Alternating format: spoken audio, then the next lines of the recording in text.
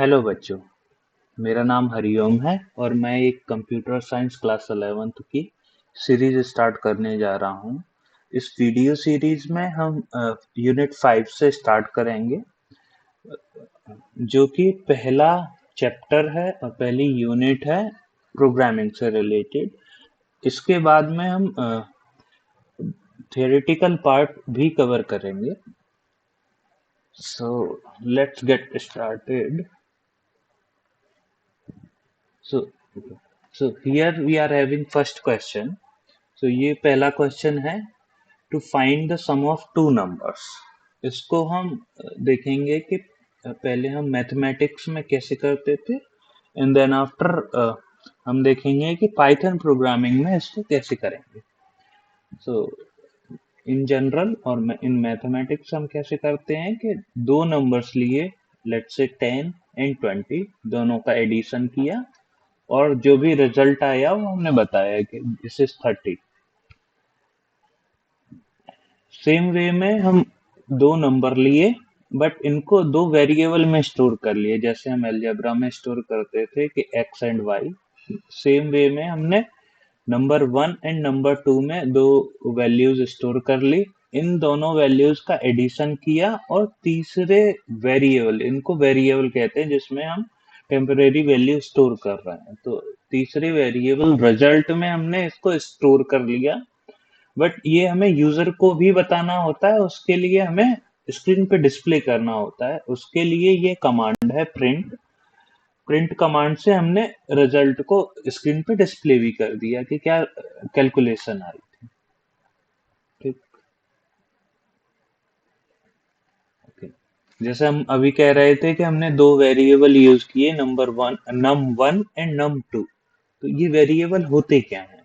यहाँ हमने उनकी कुछ प्रॉपर्टीज लिखी हुई है वेरिएबल्स की। A variable is uniquely identified by a name called identifier. तो वेरिएबल जो होते हैं वो यूनिकली आइडेंटिफाई होने चाहिए कंप्लीट प्रोग्राम में और कंप्लीट ब्लॉक में, और इनको आइडेंटिफायर भी कहते हैं। सो नेम्स को आइडेंटिफायर्स भी कहते हैं।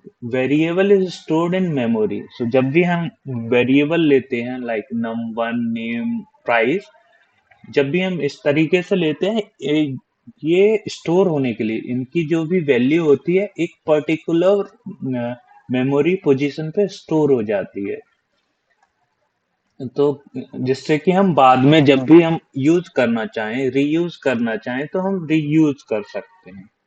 हमने जैसे प्रीवियस एग्जांपल में हमने देखा था कि num1 और num2 हमने स्टोर कर लिए उनकी वैल्यूज किसी मेमोरी लोकेशन में, बाद में उसी को ही कॉल करके और उस मेमोरी लोकेशन से वैल्यू निकाल के उसका यूज कर लिया और सम निकाल दिया। Okay. Variable are automatically declared and defined when they are assigned a value the first time. So इसका मतलब ये है कि जैसे ही हम ये लाइन लिखते हैं कि num1 इक्वल टू 10, ये ऑटोमेटिकली डिक्लेयर हो जाता है। डिक्लेयर मीन्स सबको पता लग जाता है इस कंप्लीट प्रोग्राम को, और कंप्लीट ब्लॉक को पता लग जाता है कि ये नया वेरिएबल आ गया है। और इनिशियलाइज मतलब जैसे ही हमने इसकी वैल्यू 10 डाली तो इसकी वैल्यू असाइन हो गई, और हम ये भी कह सकते हैं कि इनिशियलाइज हो गई, मतलब इस num1 की वैल्यू 10 से स्टार्ट हो गई।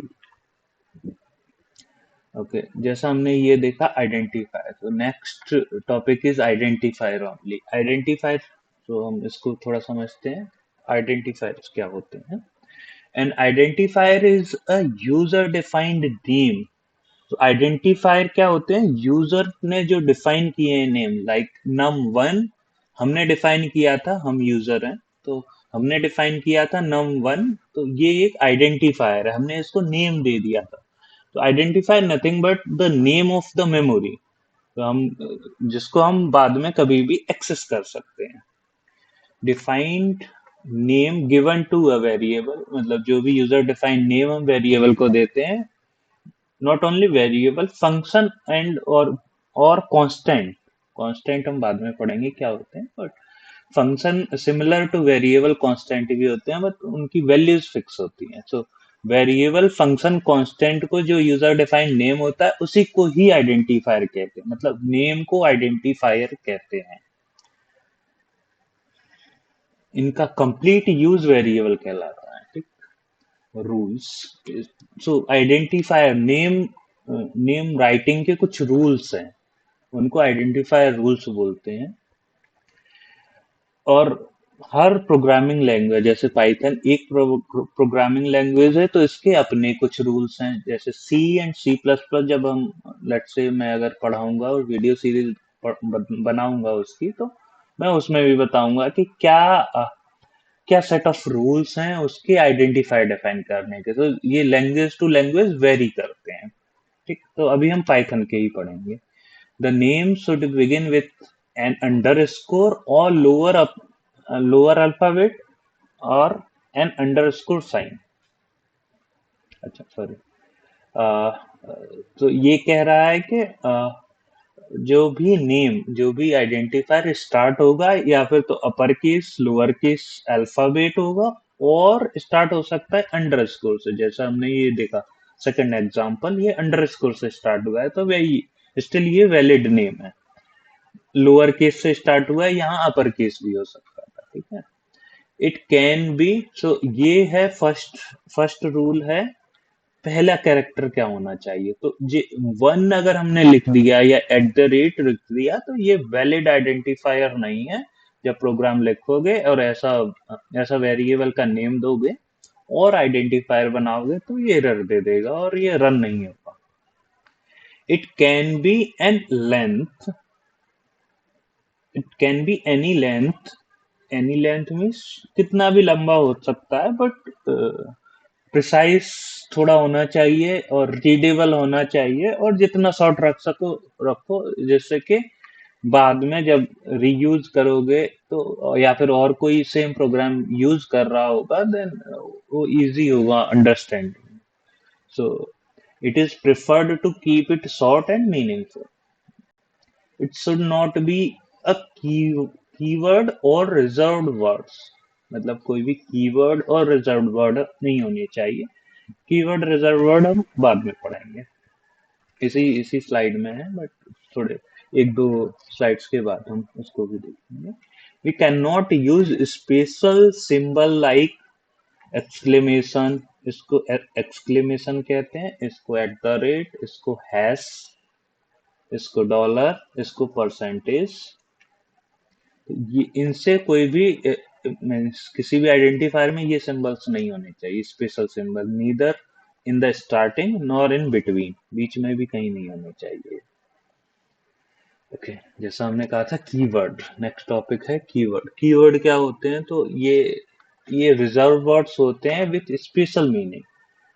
दैट मीन्स कि जैसे कि इज हमने कहा या फाइनली बोला या फॉर बोला, तो ये एक तो रिजर्व्ड है तो इनको हम आइडेंटिफायर में यूज नहीं कर सकते। सेकंड, इनकी स्पेशल मीनिंग है। फॉर हम डायरेक्ट जैसे कि इंग्लिश सेंटेंसेस में हम यूज करते हैं for, the same way we can not use for here.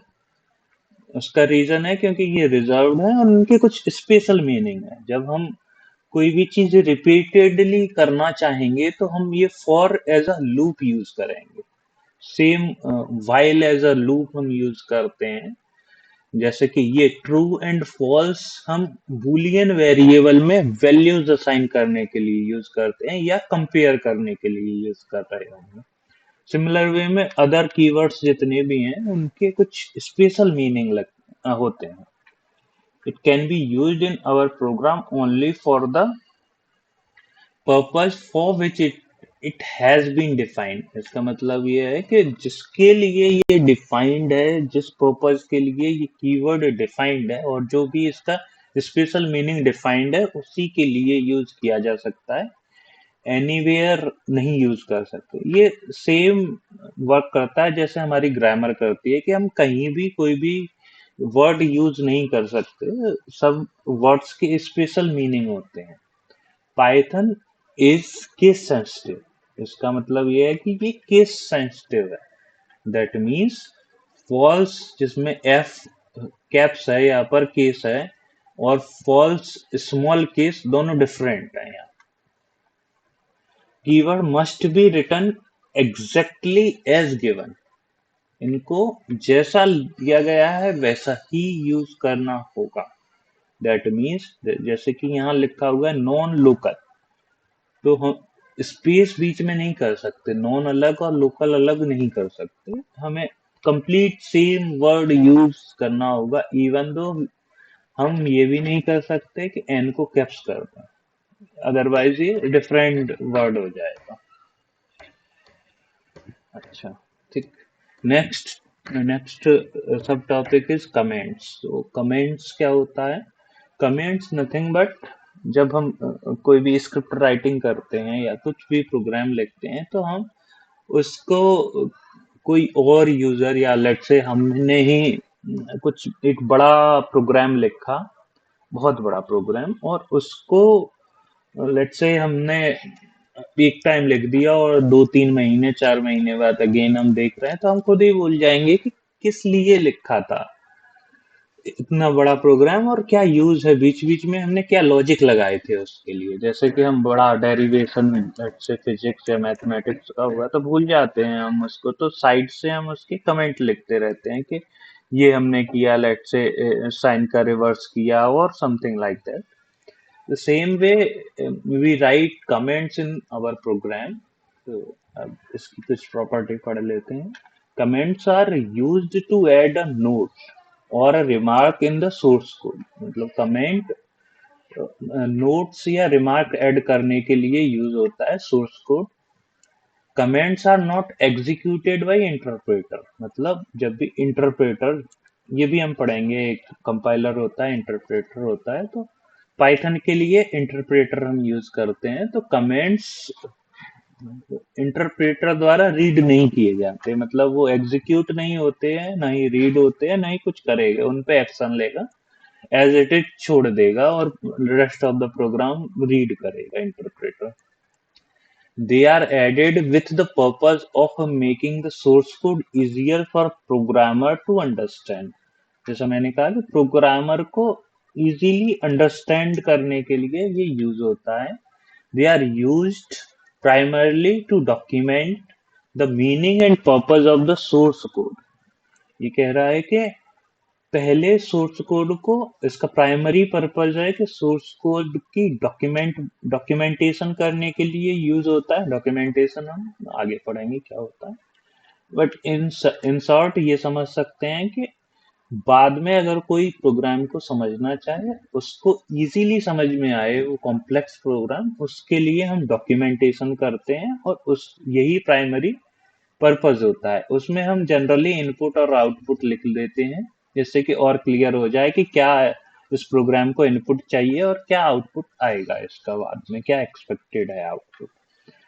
For large and complex software it may require programmers to work in team. जैसा मैं कह रहा था कि मल्टीपल प्रोग्रामर वर्क कर रहे हैं, लेट से एक ने कोई प्रोग्राम देखा, दूसरे को रीयूज करना है, तो कैसे समझ में आएगा कि क्या यूज है, क्या इनपुट है, क्या आउटपुट है, उसके लिए हम इसको कमेंट्स डालते हैं। A comment starts with hash. तो इन पाइथन कमेंट हमेशा हैश से स्टार्ट होते हैं, जिससे कि इंटरप्रेटर को पता लग जाए कि ये लाइन हमें इंटरप्रेट नहीं करनी है या एग्जीक्यूट नहीं करनी है। Everything followed the hash till the end of the line is treated as comment. मतलब हैश के बाद जो भी लिख दोगे वो सारा कमेंट होगा, वो इंटरप्रेटर इंटरप्रेट नहीं करेगा या उस पर कुछ एग्जीक्यूशन काम नहीं करेगा। और ये लिखा हुआ है ignores it while executing the statement। Interpreter simply ignores it.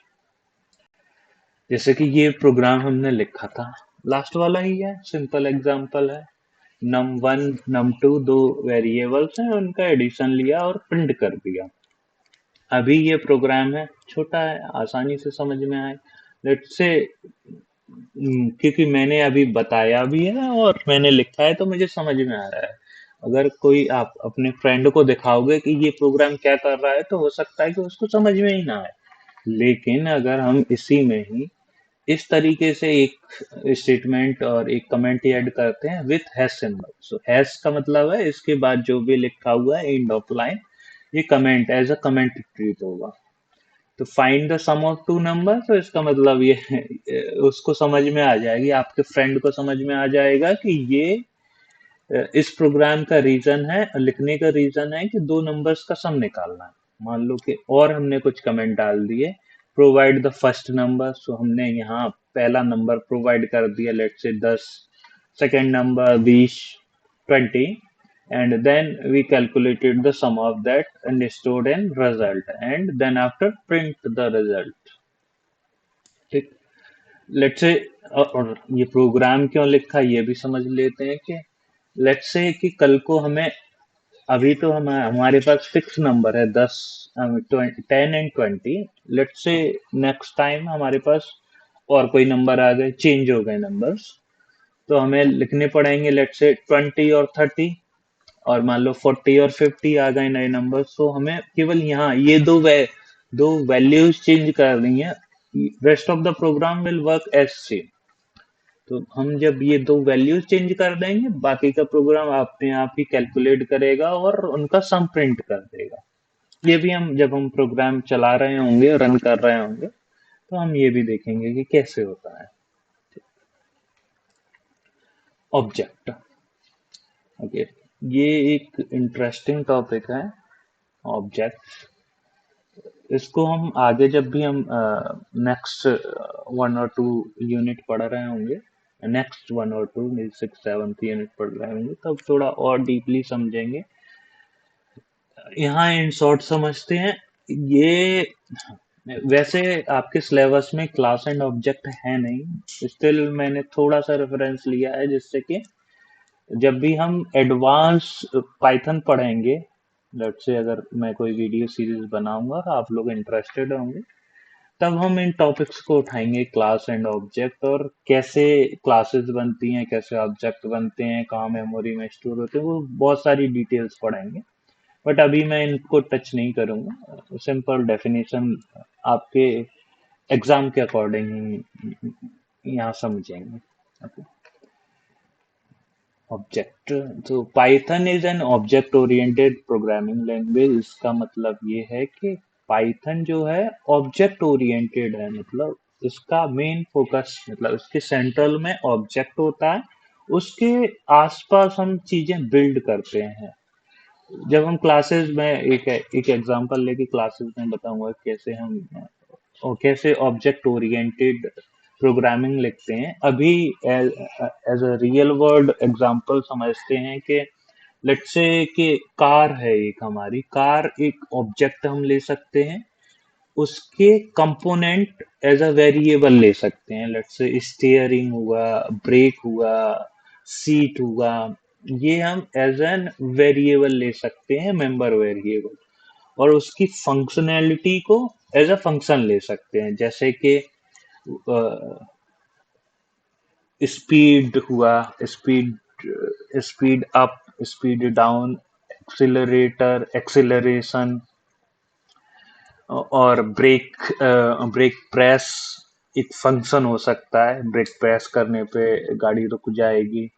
Gear up, gear down, gear up करने से गाड़ी स्पीड पकड़ सकती है, और गियर डाउन करने से उसकी स्पीड स्लो हो सकती है, like that. Acceleration same way में। सो इस टाइप से हम उस पर्टिकुलर ऑब्जेक्ट और कार ऑब्जेक्ट के फंक्शंस डिफाइन कर सकते हैं। हम इसको डिटेल में बाद में समझेंगे, तो अभी ये समझ लेते हैं कि Python is an object oriented programming language, इसके सेंट्रल में ऑब्जेक्ट होता है। In its everything is an object. So Python में सारी चीजें ऑब्जेक्ट ही होती हैं, उसी को ही ऑब्जेक्ट ओरिएंटेड कहते हैं। Every value or data item, whether numeric, string or other as an object. So कुछ भी value, जैसे everything is an object, तो every value or data item is also an object. ठीक है, every object in Python is assigned a unique identifier। ये थोड़ा सा memory से रिलेटेड है, तो हम जब भी कोई ऑब्जेक्ट लेते हैं, उसका एक आइडेंटिफायर होता है, जैसे कि num1 हमने लिया था तो हम आईडी इन ब्रैकेट में num1 लिख देंगे तो उसका यूनिक आइडेंटिफायर निकल आएगा। और यही इसका मेमोरी एड्रेस होता है। तो मेमोरी में भी हम डिटेल में बाद में समझेंगे, अभी ये समझ सकते हैं कि रैम में एक पर्टिकुलर एड्रेस पे कहाँ ये वैल्यू स्टोर है, ये बताता है ये आइडेंटिफायर और memory address which remains the same for the lifetime of that object. So ये हमेशा, जैसा कि ऑलरेडी मेमोरी में है तो ये एड्रेस सेम रहेगा इस पे। लेट से हमने num1 पे अगर दूसरी वैल्यू असाइन कर दी तो वो भी सेम एड्रेस पे ही मिलेगी, बस वैल्यू चेंज हो जाएगी। जैसे कि एक घर में एक कोई रेंट वाला बंदा रहता था और बाद में वो खाली कर गया और दूसरा कोई रहने लगा, सेम वे में ये रहता है कि एड्रेस सेम रहेगा उसका, बट पहले 10 रहता था, 10 रहता था और देन आफ्टर 20 रहने आ गया। ठीक है। सो ये हो गया ऑब्जेक्ट। थोड़ा सा यहाँ भी समझ लेते हैं क्लासेस और उससे related object. Objects are a representation of the real world such as employ, student, vehicle, जैसे मैंने व्हीकल में कार एग्जांपल लिया था, बॉक्स, बुक्स। ये ऑब्जेक्ट्स रियल वर्ल्ड एंटिटी को रिप्रेजेंट कर रहे होते हैं। In any object-oriented programming language like C++, Java, etc., each object has two things associated with it. तो हमेशा ऑब्जेक्ट के साथ दो चीजें एसोसिएट होती हैं। क्या क्या चीजें? डेटा, जैसा मैं यहाँ बता रहा था, 10 is a data. Data, data value और एट्रीब्यूट, अगर फंक्शन होता तो उसका वो एट्रीब्यूट होता। ठीक है। बिहेवियर और मैथ, अच्छा, डेटा मतलब जो ये वैल्यू क्या एसोसिएटेड है, बिहेवियर और मेथड मतलब क्या फंक्शनैलिटी एसोसिएटेड है। फंक्शनैलिटी मीन्स जैसे मैं एक्सीलरेशन कह रहा था, ब्रेक कह रहा था, उनकी कुछ फंक्शनैलिटी है। Further there are concepts of class and class hierarchy for which object can be instantiated. इसमें और भी बहुत सारी होती हैं कॉन्सेप्ट्स, जो कि अभी इसमें कवर नहीं करेंगे क्योंकि सिलेबस का पार्ट नहीं। क्लास, क्लास हायरार्की और ऑब्जेक्ट के इंस्टेंसिएशंस, बहुत सारे कॉन्सेप्ट होते हैं जो कि may be will cover it later. So that's all for this session. इस यूनिट 5 के नेक्स्ट चैप्टर और नेक्स्ट पार्ट हम नेक्स्ट वीडियो में देंगे, अदरवाइज वीडियो बहुत लंबी हो जाएगी। हमने इस यूनिट में और इस वीडियो सेशन में क्या क्या कवर किया, ये समरी है। हमने देखा कि फर्स्ट प्रोग्राम जो कि सम का प्रोग्राम था वो हमने निकाला। हमने वेरिएबल पढ़े क्या होते हैं, हमने इससे रिलेटेड आइडेंटिफायर्स पढ़े, हमने कीवर्ड्स देखे क्या होते हैं, वो रिजर्व्ड वर्ड्स होते हैं और इनको हम बहुत स्पेशल मीनिंग होते हैं तो हम उनको उन्हीं मीनिंग्स के सेंस में यूज कर सकते हैं, कहीं भी कैसे भी यूज नहीं कर सकते। हमने कमेंट्स का यूजफुलनेस पढ़ा कि कहाँ यूज होते हैं, क्यों यूज होते हैं कमेंट्स। जब भी हम लार्ज प्रोग्राम बना रहे होते हैं तो वहाँ हम कमेंट्स यूज करते हैं जिससे कि हमें बाद में समझ में आ जाए प्रोग्राम, और हमारा जो भी नेक्स्ट प्रोग्रामर है या जो भी उसका यूजर है उस प्रोग्राम का, उसको भी समझ में आए कि इस प्रोग्राम को लिखा क्यों गया है, क्या इनपुट है, क्या आउटपुट है।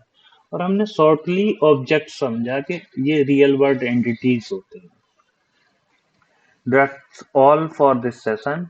Thank you. Let's meet in the next video. Bye.